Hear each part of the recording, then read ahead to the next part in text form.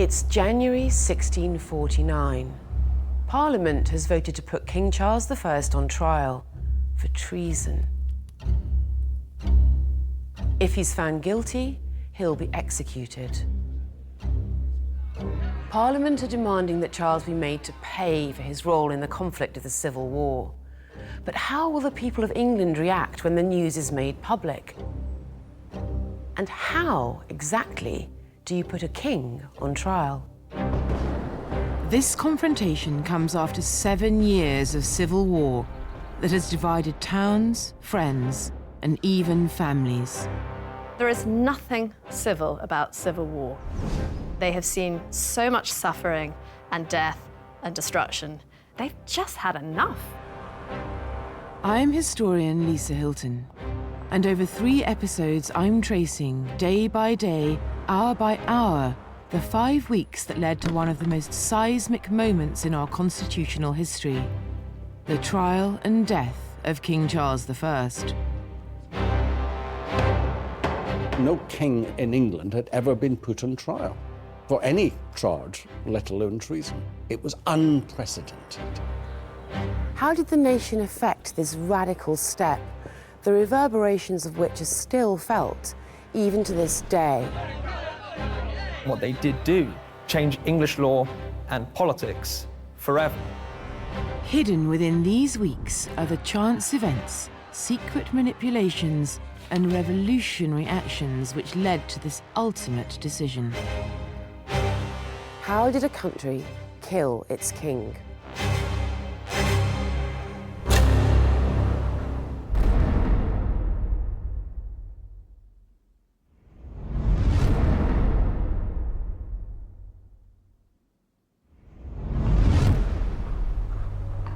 Tuesday, the 9th of January, 1649, dawns cold in the city of London. The people of Cheapside are going about their business. Shopkeepers and merchants are trading wares. Then, to the sound of drum beats, a parliamentary official approaches a gathering crowd. He's accompanied by armed guards. He has a message to deliver to the public, and what he's about to say is incendiary. This is a copy of the proclamation. It states that Charles Stuart, the King of England, is to be put on trial for treason. A special high court has been established to bring the king to justice. What was, merely days ago, just a wild threat is now a reality. Never before has an English monarch been put in the dock. If Charles is found guilty, the sentence is death. Regicide, the killing of a king, is now a possibility.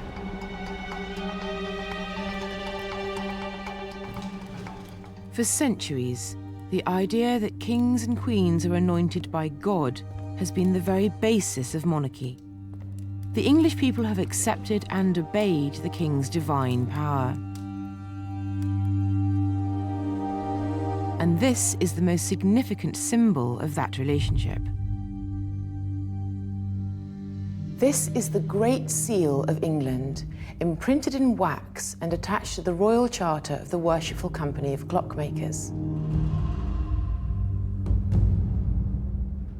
It is such a special object to be close to.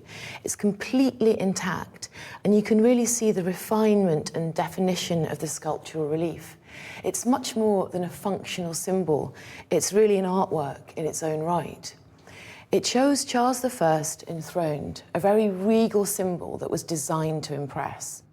This is the principal seal of royal authority, attached to all the most important state documents as a guarantee of royal assent. It's part of a tradition that goes back to before the Norman conquest, a visual statement of the monarch as the ultimate legal authority. Tradition also has it that when a monarch died, the silver moulds used to make such seals would be broken up by the newly enthroned monarch. On the same day as the proclamation about the king's trial is made, Parliament takes another bold step. The House of Commons on the 9th of January voted that the Great Seal of England should be destroyed and a new one made, and they start to think over the design of the new one. This is the Great Seal of the Commonwealth of England, attached to the charter of the Worshipful Company of Frame Knitters. Only a fragment of the original survives, but in this replica, you can see that it depicts the interior of the House of Commons. Instead of a king enthroned, it shows the Speaker in the chair. The smashing of Charles's seal is therefore a hugely symbolic act. No seal means no power over the people. We are still a long way from killing a king, but the destruction of his seal is ominous. Cromwell has decided that Charles is a man of blood and has to be brought to account in some way. That doesn't mean for a moment that he thinks Charles should be executed. Cromwell is a conservative by nature. Whether or not Cromwell intends Charles to die, England is contemplating a future without a king. There's been no talk of choosing a relative, perhaps his youngest son, to rule in his stead. This is a significant silence. I think the monarchy is on trial at this point as well. It's not just Charles. And I think the army has convinced itself, or a lot of the army has convinced itself by 1649, that a republic is possible. I think it's definitely something which is there. It's definitely a possibility. And I think a lot of the army has already become convinced about it. There are some out-and-out Republicans who want to sort of throw a wrecking ball at the monarchy, but there aren't that many. I think most of them, it's about religion. It's about bringing the king to justice, and they see him as this man of blood. You know, they look at the Book of Numbers, and they think that the soil has been defiled by blood, and that only by the blood of he that caused it, i.e. Charles, can they start to be cleansed, can they start to move on? And I think that's mainly the opinion rather than the Republic. They're not looking to destroy the monarchy. But where do the people, Charles's subjects, stand? As the proclamation is read out across London, news of the trial spreads throughout the city. It's on record that the crowds are without violence, injury, or affront. No cheers of support, no cries of protest. A strange neutrality prevails. What is certain is the public are worn down, exhausted and resentful after years of civil war. A foreign visitor comments that a people who've formerly been friendly and good-humoured are now melancholy, spiteful, as if bewitched. The day after the order is given to destroy the king's seal, the date of the trial is set for 10 days' time.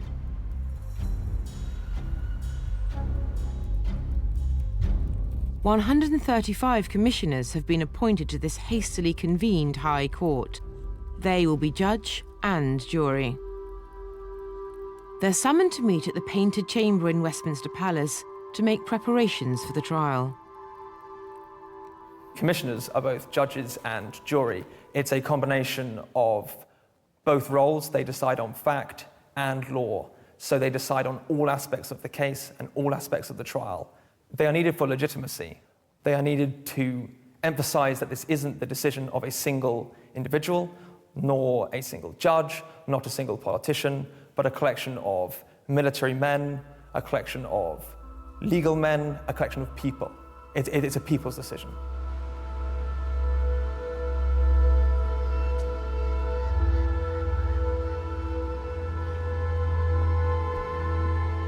I've come to the National Archives to see a document which takes us behind the scenes during this unique moment in British history. The first and only time a king is put on trial. I'm just captivated by this document. Here, in pen and ink, are the minutes of the Commissioners' meetings in the Painted Chamber. It opens with a copy of the Act of Parliament that's just been passed to try the king, in which Charles is accused of having a wicked design totally to subvert the ancient and fundamental laws and liberties of this nation, and in their place to introduce an arbitrary and tyrannical government. The Act is followed by a list of court commissioners who attend the meetings in the Painted Chamber. Here's the list of commissioners on the 10th of January, and that's Cromwell's signature first.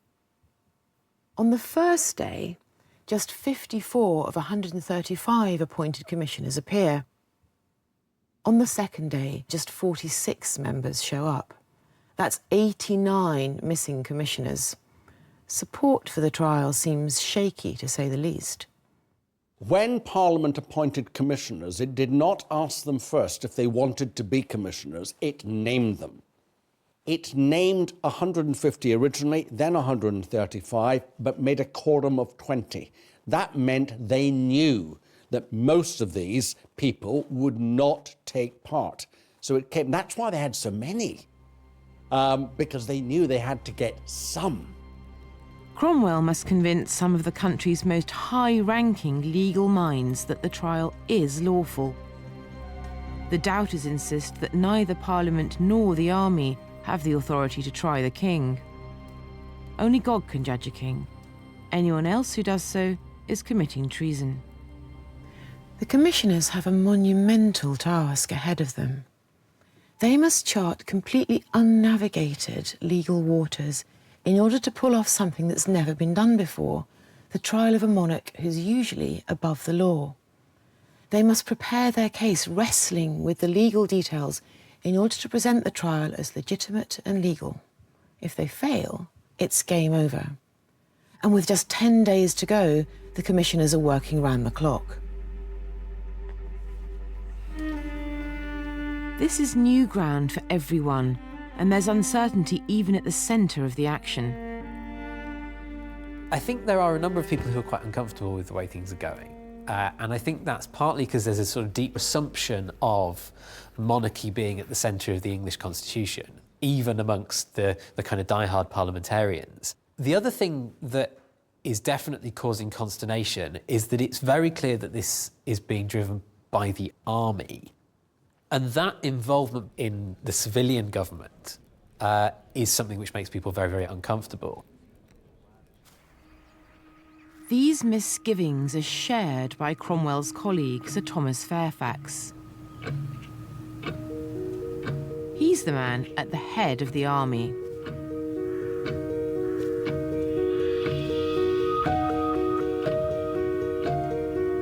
Sir Thomas Fairfax is a war hero, famed throughout the land as one of the most outstanding commanders of the Civil War. As Lord General of the new model army, he's led Parliament to many victories. He's been instrumental in defeating the Royalist forces and capturing the king. Now, the final battle of the Civil War is being fought out not in the field, but in the chambers and corridors of Whitehall. Fairfax has overseen Cromwell's rise within the new model army and counts him among his most trusted friends. And so what was Cromwell's personal relationship with Fairfax like? To begin with, extremely good. And there are lots of personal letters between them. And Cromwell always does the courtesy of handwriting them. By the middle of the 1640s, he's using secretaries, except when he writes to his family, immediate family, and when he writes to Fairfax, which I think is a sign of respect. Or intimacy, even. Even of intimacy. But as Cromwell's power increases, Fairfax becomes unnerved. We know he attends the first commissioners' meeting, but by January the 11th, he's notable by his absence. When it comes to the decision to put the king on trial, Fairfax is irresolute.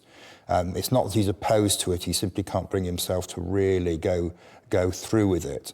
And he withdraws from the trial. But of course, lots of people that have been Cromwell's close friends and allies through the 1640s are getting cold feet at that point. If Fairfax himself seems to lack resolution, his wife, Anne, is a force to be reckoned with. She had followed her husband into battle against the Royalists and had even been taken prisoner. She's fearless. At heart, they're both Presbyterians, moderate Puritans. They do desire spiritual reform, but not at the cost of the king's life. Fairfax's absence is a huge blow for Cromwell. I mean, personally as well as politically, they'd made a really good team. And it's obviously terrible for army morale if the head of the army is not seen to be supporting them. I don't think Fairfax has quite the providential mindset that Cromwell has, and he's not prepared to go through on the deal or no deal scenario that is ultimately the trial of Charles I.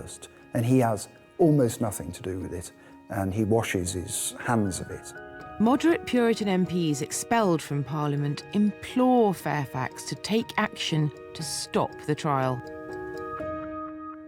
This is a copy of a letter written to Fairfax by one of the excluded MPs, Ned Harley. In it, he condemns the army's actions and begs Fairfax to intervene. Their evils for want of your prohibition will become your guilt, he writes. He goes on, a general's words cannot be other than commands. Fairfax is their general after all, so why does he not command the army to stop the trial? Fairfax has serious clout. You know, if he wanted to, he probably could have stopped this, possibly anyway, but it would have divided the army. And you know, he loves his men. He commands real loyalty with them. They have fought under him, and he doesn't want to undermine them publicly. So, yes, Fairfax probably could have done more. You know, he comes across as quite spineless, a bit of a Pontius Pilate, but I have quite a lot of sympathy for him. I think there's real anguish there. Despite the absence of Fairfax, trial preparations continue. But when another commissioner voices deep reservations about the legality of a trial, Cromwell snaps. This letter from Algernon Sidney recalls a furious exchange with Cromwell. Although a staunch Republican, Sidney is vehemently opposed to the trial. He tells Cromwell that the trial is not legal, firstly, because the king could be tried by no court, and secondly, that no man could be tried by that court. Cromwell is outraged. He responds with much heat, "But I tell you, we shall cut off his head with the crown upon it." In hindsight, it's tempting to see great portent in Cromwell's outburst. After all, we know how this ends. But at the time, nobody knew if this was a revelation of policy or just a flash of temper. Perhaps not even Cromwell. Cromwell is a born negotiator, both in his military and his political career. And the trial of the king is a further negotiation as to what the king becomes. It's been called bargaining with menaces. I think that Cromwell would rather that Charles submitted to the court. It would have made life a great deal easier. That was definitely the preferred option. But Cromwell was prepared to cut off Charles's head if he did not submit to the court. With 9 days until the trial, Parliament is divided. The king's fate hangs in the balance. The remaining commissioners are still battling to pull together their case against the monarch. And if anyone is seriously thinking of freeing Charles, they really should get a move on. With the trial of the king the principal topic of conversation, his subjects are hungry for news. But news can be dangerous.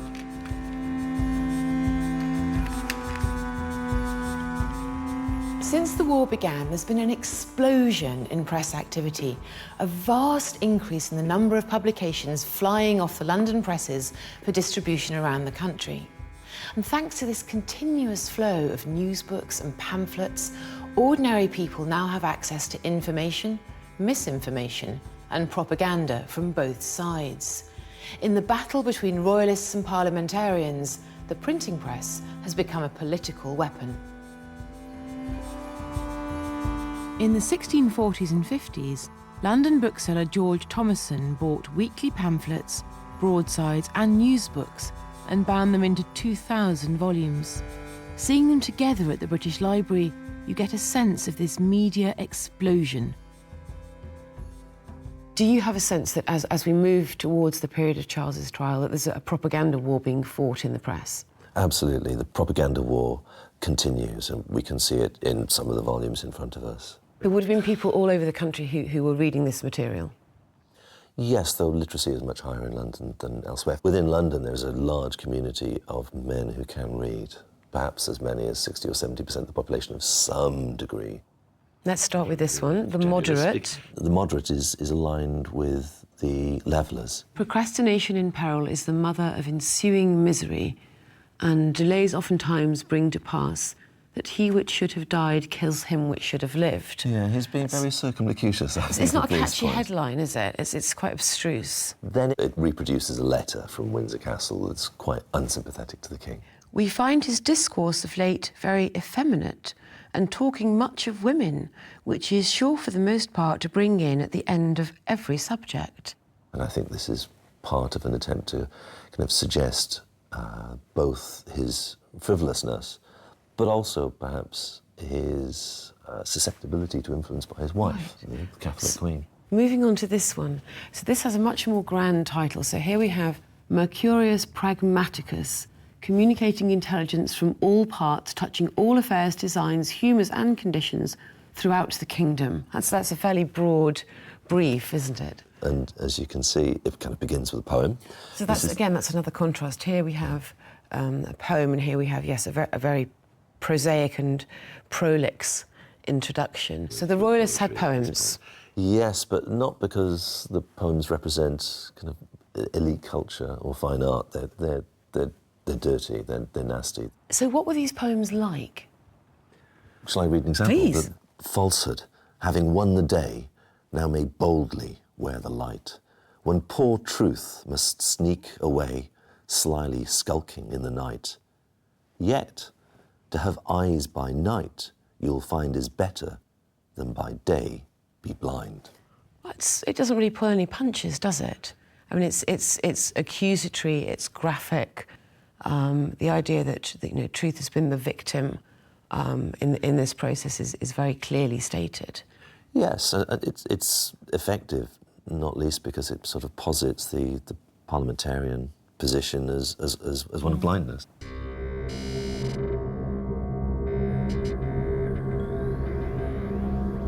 From political scaremongering to predictions of the end of the world, both sides create a climate of fear. Against a backdrop of conflicting opinions and deep divisions, the public speculates on the king's fate. It's a war of words.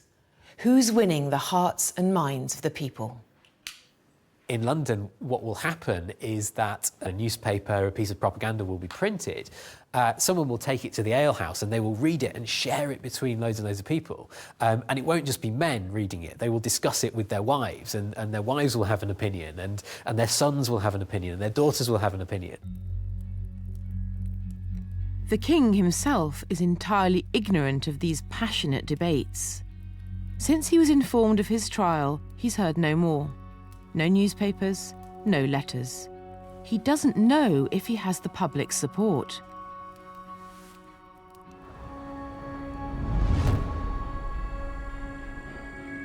There are 8 days until the start of the trial. Neither Charles nor Cromwell really knows how the people of England will react to the coming spectacle. Today is the third meeting of the High Commission appointed to try the king. Just 34 of 135 named members turn up. A new member's summoned today, a lawyer named John Bradshaw. He's given the thankless task of overseeing the commission. Whether he likes it or not, Bradshaw is appointed Lord President. If we think about someone like Lord President John Bradshaw, a completely insignificant and unknown lawyer. He wasn't perhaps the brightest of the lawyers of the time, but he was a good common lawyer. I mean, we think about imposter syndrome, for example. Imagine that you are there, a tuppenny-halfpenny magistrate from Cheshire, who is very, very reluctant to be put in this position of Lord President and trying a king, being eyeball to eyeball with the anointed, divine representative of God's will on earth. The Royalist press have a field day, finding a new target in this aggrandised Lord President. The contemporary writer Thomas Fuller dismisses Bradshaw as a man of execrable memory, of whom nothing good is remembered. I think initially he said he didn't want to do it because of his family. His wife in particular was worried about him. Bradshaw makes an earnest apology for himself that he be excused the position of Lord President. To his dismay, his request is refused. Bradshaw presses his point, again emphasising his reluctance. Again, he's overruled. There's no wriggling out of it. He was rightly frightened of the Cavaliers, who still had their pistols and their rapiers and were in London, and he was nervous, rightly so. It's Saturday, the 13th of January, 1649.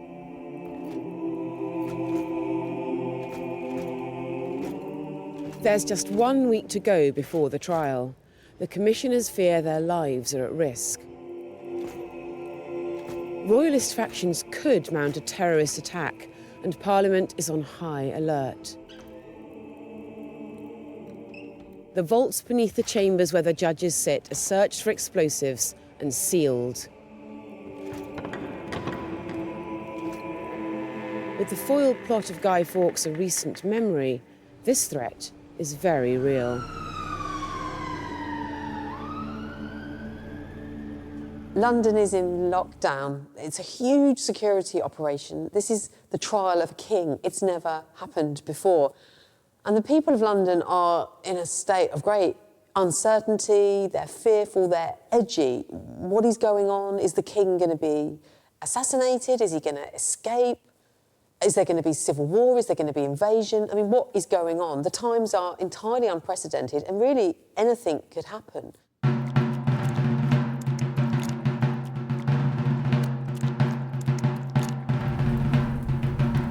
As the trial draws nearer, there are increasing concerns about how the public might react. Parliament fears supporters of the king might rise. The government shuts down London's printing presses in an attempt to silence pro-royalist voices for fear they might stir up the people.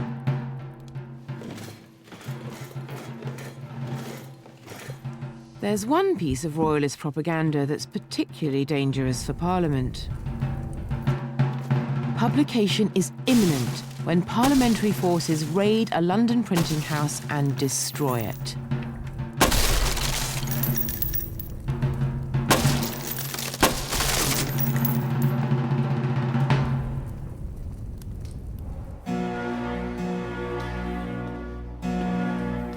I've come to Trinity College in Cambridge to get a sense of what the fuss was all about.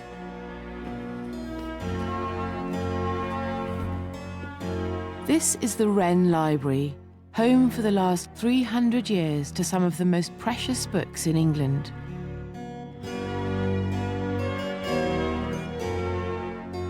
But what interests me is one particular volume. This is the little book that Parliament are so scared of. It's the Eikon Basilike, or royal portrait, of His Sacred Majesty in his solitudes and sufferings. This claims to be the spiritual autobiography of Charles I, an account of his personal feelings, his religious beliefs, and his justification for the war. Though Charles was not the author, it is accepted that the text was compiled using his own writings. It was made with the king's blessing, and it had been his intention to have it published before the trial. Touching it, the first thing that comes to mind is how tiny it is. It can easily be slipped into a pocket or hidden under a cloak. This book is contraband. It's dangerous. It's the product of a police state. Reading something like this could be very dangerous. Inside it becomes even more insurrectionary.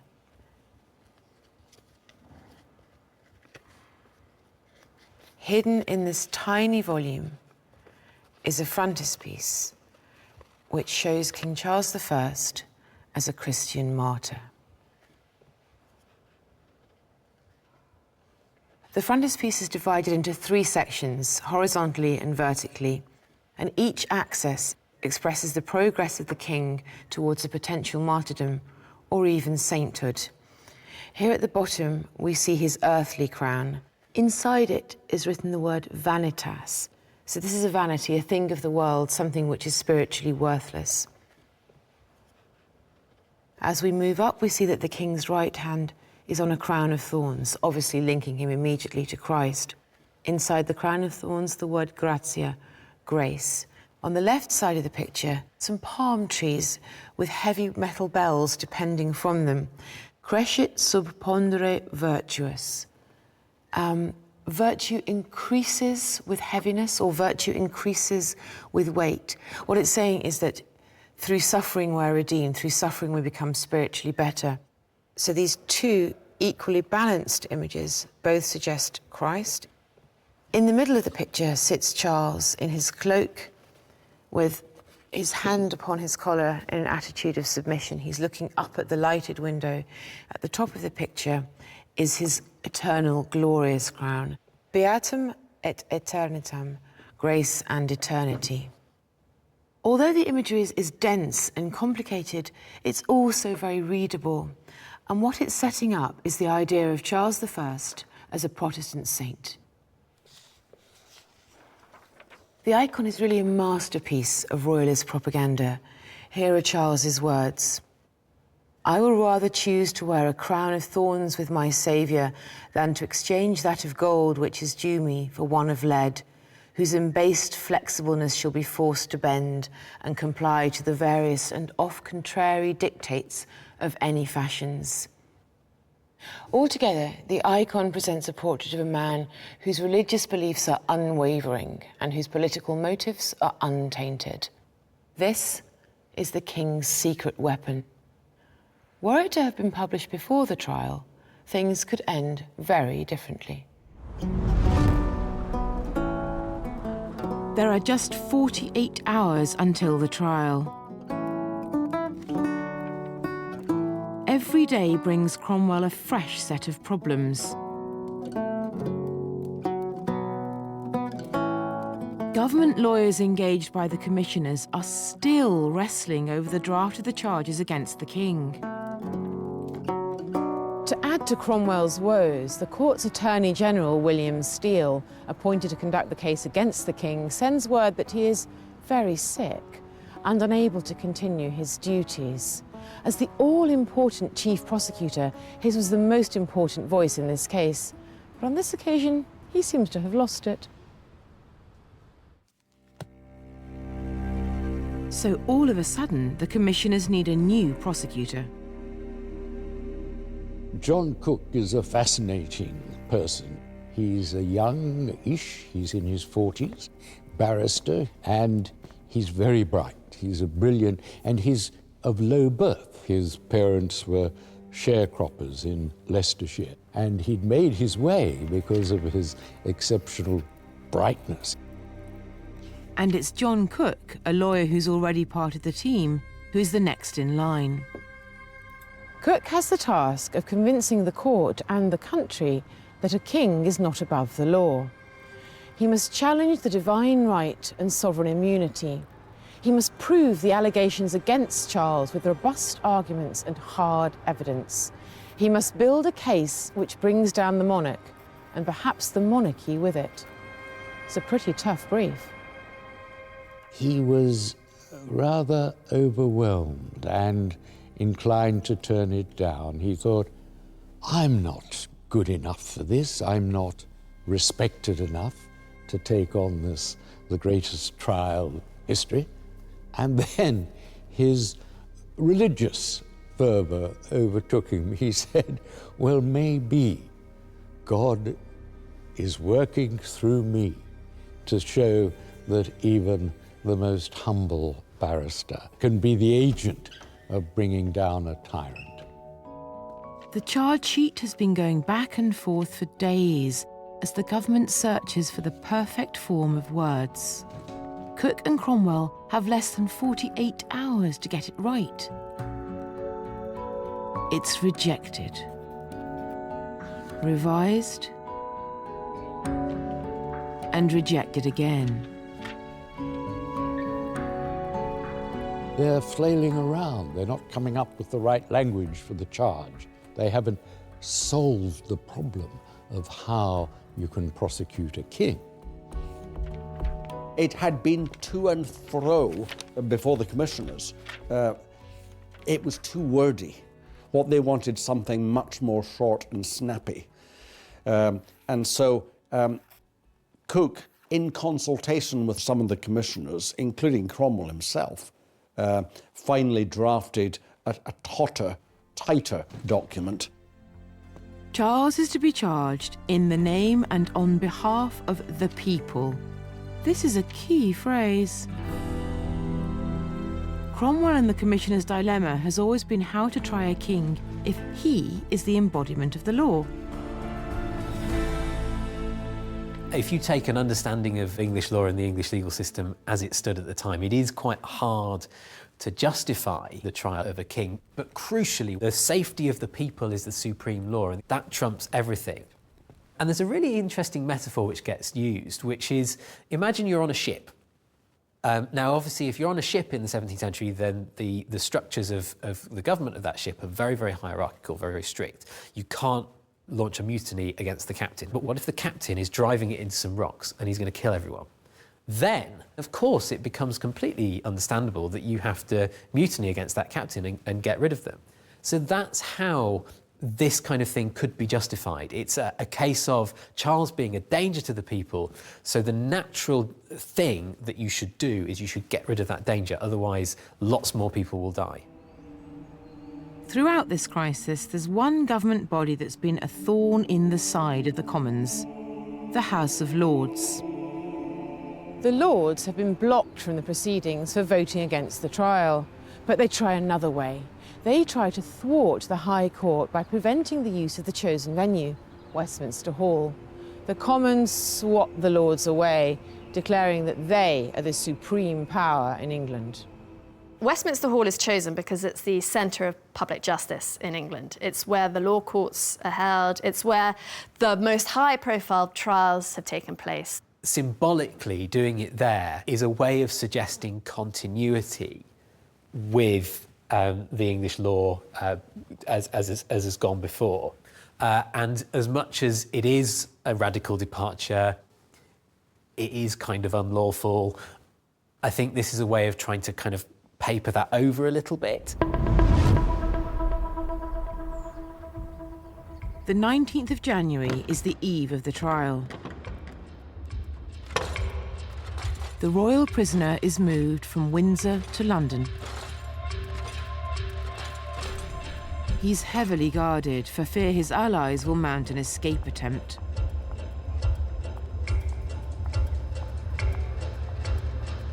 En route, a man on horseback, one Mr. Proctor, watches the royal coach go by and doffs his hat respectfully. The king acknowledges the greeting, but the guards are furious and set upon poor Mr. Proctor, flinging him into the ditch, horse and all.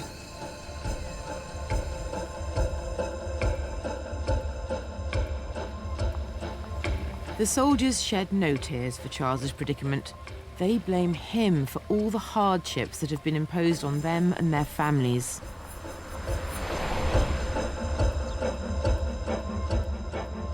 Imagine the king arriving back in the capital, the seat of his throne, after an absence of 7 years. It's a far cry from the welcome he would have expected. No fanfare, no flags, no ceremony. For much of his life, Charles has been surrounded by adoring crowds. What does this silent homecoming tell him?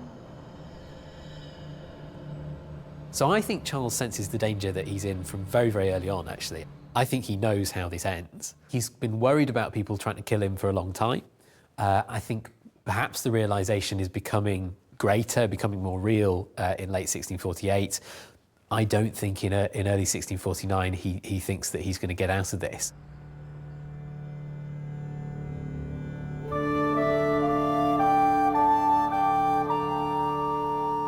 Charles spends the night before the trial here at St James's Palace under armed guard.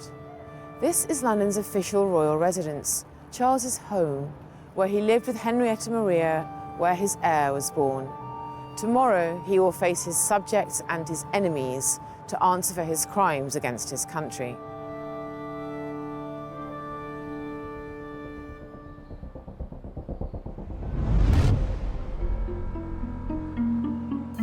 It's the 20th of January. The day of the trial has come. Charles's barber arrives. But this is a barber provided by Parliament. Charles is nervous that this could be an assassination attempt. As a means of getting rid of a troublesome monarch, it has an obvious appeal.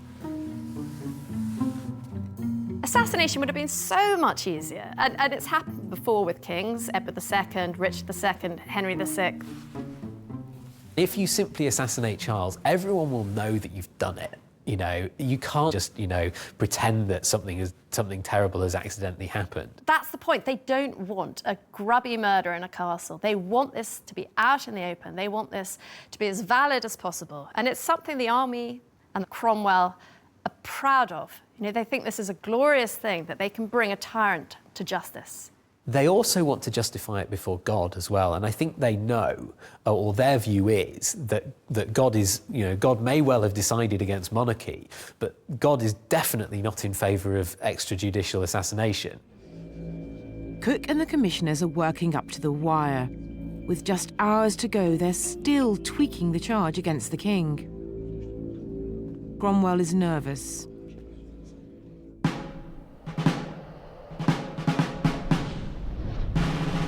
London is on high alert. The Tower of London supplies arms and armour for the 1,000-man guard charged with preventing rebellion or a royal rescue attempt. This is a display of military might, a clear message to the king and the people that the army is in charge. The commissioners might be running the trial, but it's military muscle which is enforcing it.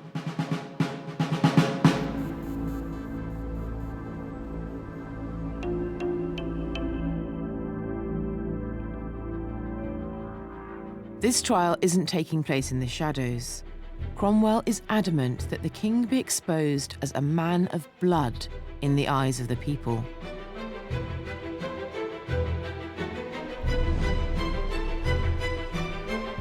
There can be no venue more suited to this than Westminster Hall. Built in 1097, it's one of the oldest buildings in London. Having fought off the Lords' attempt to block its use, the hall is given over to what, for once, it's a gross understatement to call the trial of the century.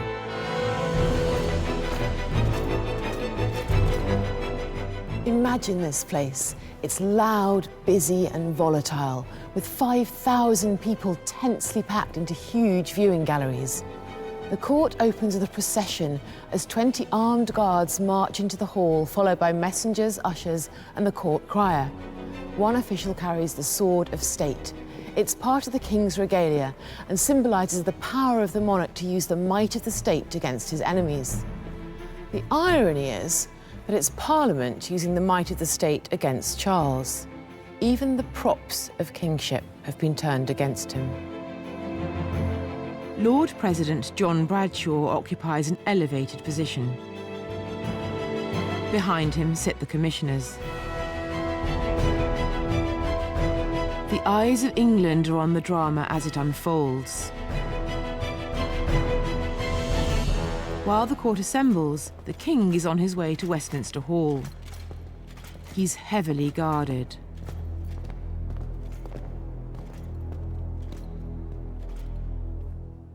There's great tension in the hall. Nobody knows quite what to expect. This could easily go the king's way. The court crier silences the bustling courtroom and asks each commissioner to stand and answer his name. The first on the register is Sir Thomas Fairfax. His name is called. There's silence. A masked woman shouts out from the crowd, "He hath more wit than to be here." The protester is Lady Fairfax. She does something that her husband doesn't dare to do. She speaks out to oppose the army, the court, and Cromwell. She's an indomitable woman. It's a pity that Charles doesn't have a few more men like her on his side. And this is massive, you know, that the wife of the head of the army can heckle the court in this manner in front of all these armed guards. You know, it just shows that this is a live event and anything can happen.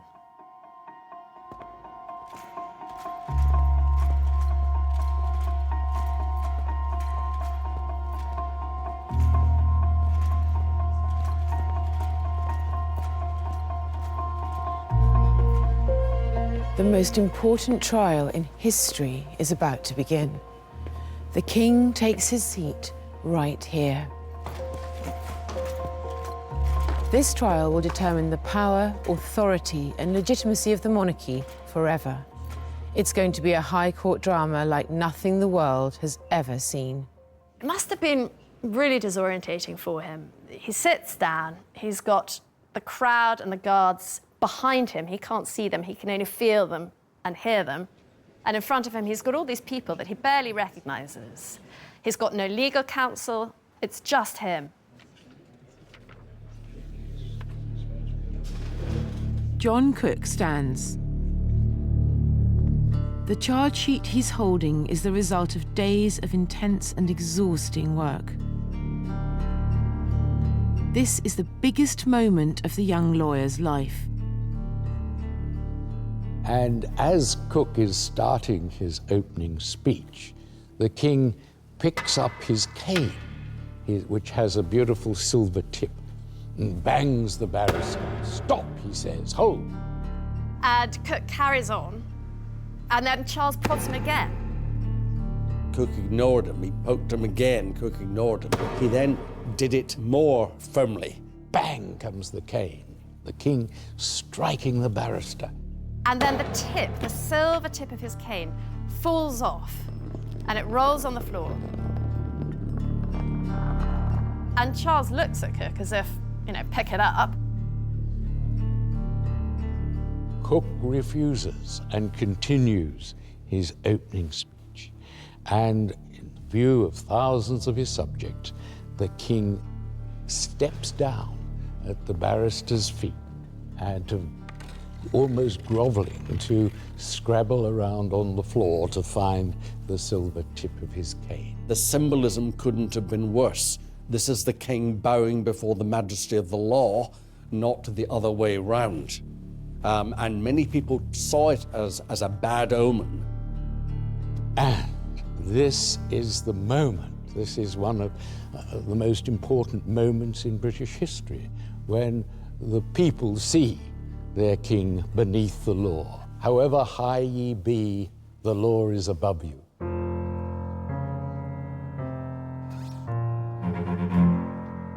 Once Charles has recovered the cane top and his dignity, the commotion dies down and John Cook continues. The charge sheet takes 10 minutes to read. So he's blamed for it all. You know, he's blamed for all the death, all the destruction. He is branded a tyrant, traitor, and murderer, and a public and implacable enemy of the Commonwealth.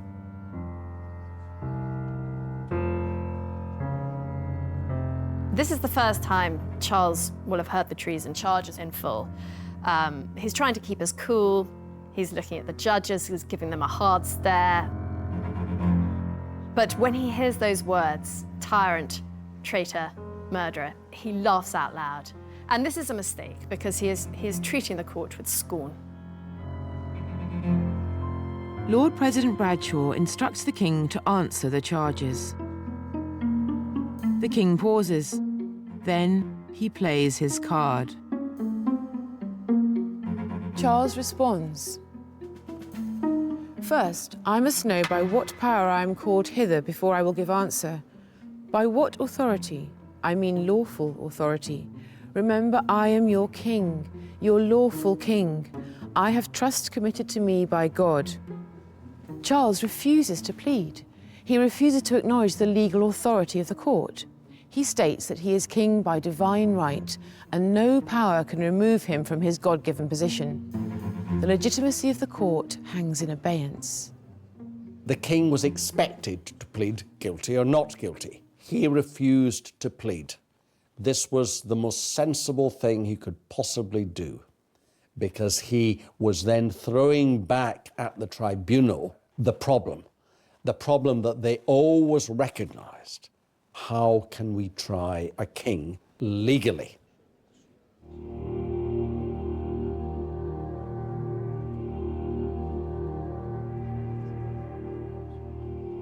It's a good opening gambit. It succeeds in rattling the judges a little bit, but it's going to be hard to sustain. You know, this is only day one, and here's one man against many. The king's strategy works. Cromwell and Bradshaw are left with no choice but to adjourn. Charles leaves the court triumphant to cries of "God save the king." At the end of the first day, it's the king 1, Parliament 0.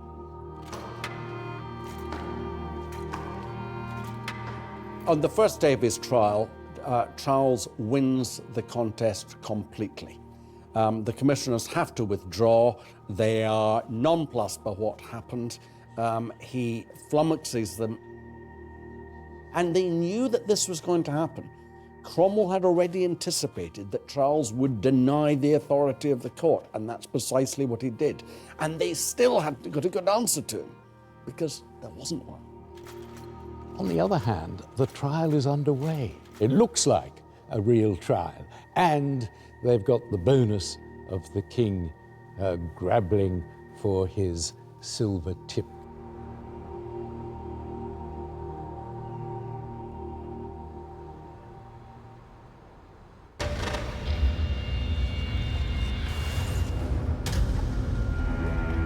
That night, the king is drawn into another battle.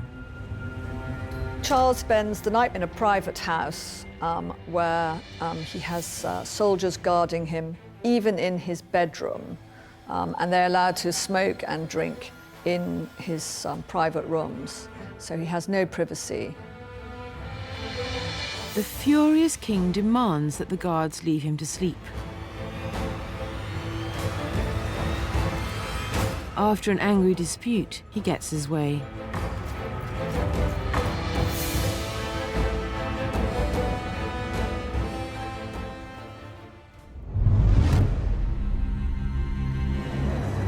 It's day 2 of the trial. On day 2, the most important thing is that there is a day 2. In English criminal history, there usually wasn't a day 2. Trials all had to complete within one day. Westminster Hall is so noisy that Lord President John Bradshaw orders silence on pain of imprisonment. On the first day, the king had refused to plead to John Cook's charges. The court has no right to try him, Charles maintains. This is a problem for Cromwell and the commissioners, but potentially an even bigger one for Charles.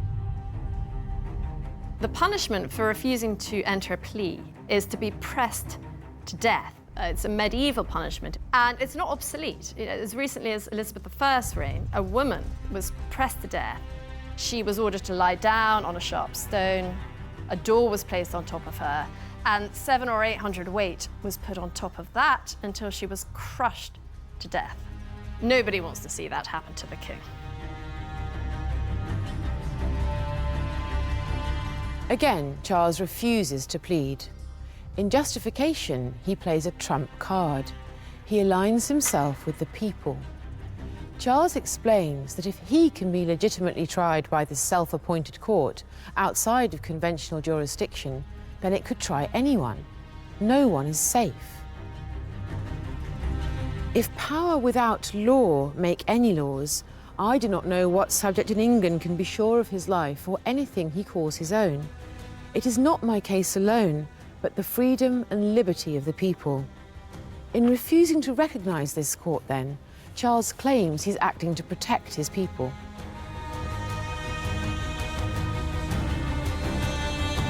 He sees around him power, the power of the sword. But does power have the right to make law? No.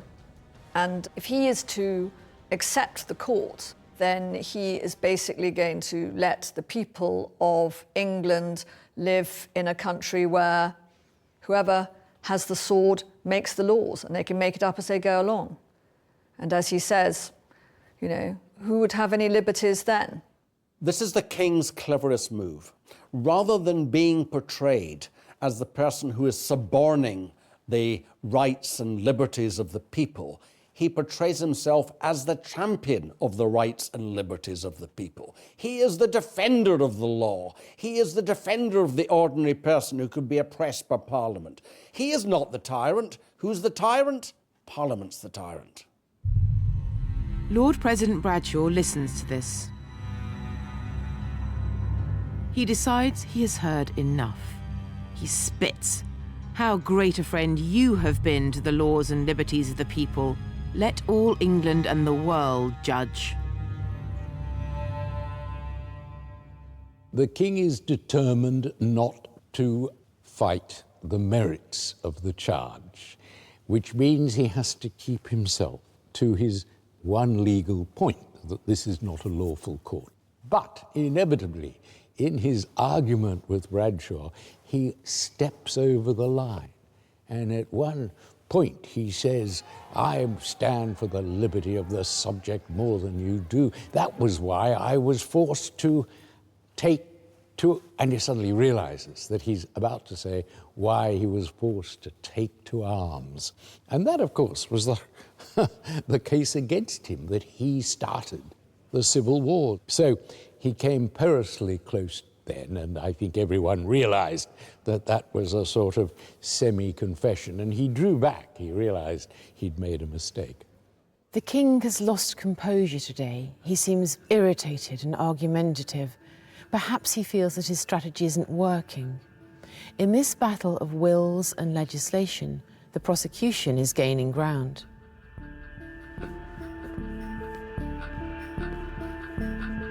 Next time, Parliament battles to break the legal stalemate. Its central message was that no one is above the law. But the threat of a treason charge still hangs over those who would convict a monarch. It speaks volumes about what a radical thing this really is.